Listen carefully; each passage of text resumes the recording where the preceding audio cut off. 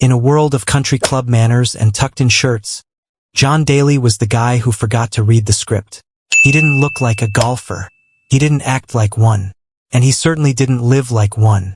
While the rest of the tour was counting calories and hiring swing coaches, John was chugging Diet Cokes, chain-smoking Marlboros, and hitting the ball into another zip code. But if you think this is just a story about a guy who hit it long and lived loud, you're missing the point. This is about the guy who was too real for a sport built on appearances. It's about the massive, messy collision between world-class genius and self-destructive demons. And honestly, it's about why we couldn't look away, even when it got hard to watch. It's August 1991.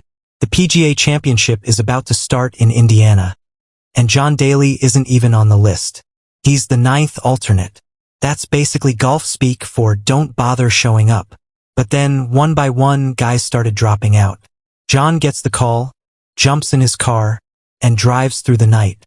He arrives with no practice round, no yardage book, and a mullet that would make a rock star jealous.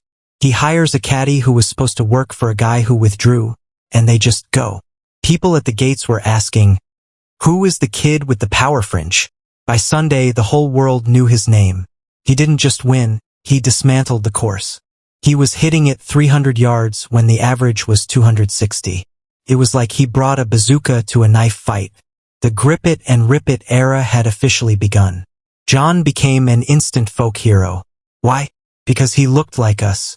He struggled with his weight, he had a messy personal life, and he wore his heart on his sleeve. And for anyone who thought 1991 was a fluke, he went to St. Andrews in '95, the literal home of golf, and won the Open. He proved he wasn't just a long hitter. He had the touch and the guts to win on the most historic stage in the world. He was 29 years old with 2 majors. He was on top of the world. But here's the thing about being on top. There's nowhere to go but down. John's life wasn't just a party. It was a high-speed chase with no brakes. Off the course, things were coming apart. We're talking about a gambling addiction that swallowed somewhere north of $50 million. Imagine winning a tournament and losing the entire check, and then some before the sun comes up. Then there was the drinking. John's been open about it. He played rounds while hungover or worse. The PGA Tour, a group that values decorum above almost everything, started handing out suspensions. For marriages ended in the tabloids. The wild thing wasn't just a nickname anymore. It was a warning label. By the mid-2000s, the major winner was gone, replaced by a survivor. The sponsors walked away. His ranking fell off a cliff. But the fans? They never left. Every year during the Masters, while the elite played for the green jacket, John would park his RV outside the local Hooters and sell shirts to pay the bills. It was a strange, poetic scene.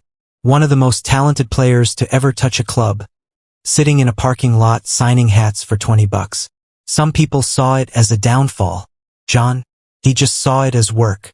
In 2020, life threw him the ultimate curveball, bladder cancer. He went through surgeries, faced an 85% chance of it coming back, and kept right on playing. He's 59 now, as we sit here in April 2026.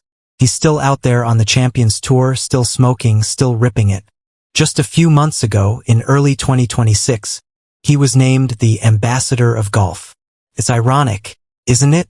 The guy the establishment tried to hide for 30 years is now the one they're honoring for his impact on the game. If you want to see the real win in John's life, don't look at the '91 PGA Trophy. Look at him and his son, Little John. In 2021, they teamed up to win the PNC Championship, beating Tiger Woods and his son. Seeing Big John walk down the fairway with his boy, who, by the way, just made his PGA Tour debut in Puerto Rico this past February, you realize that John's greatest achievement wasn't conquering his demons. It was surviving them long enough to be there for his kid. John Daly is a reminder that you don't have to be perfect to be great. He paid a massive price for the life he lived. He lost the money, the health, and the what could have been status. But he never lost himself. In a sport full of polished, PR-approved robots, John was always just John. He didn't just play the game, he lived it, out of bounds, in the rough, and occasionally right down the middle. And honestly, golf is a lot more interesting because he didn't follow the rules.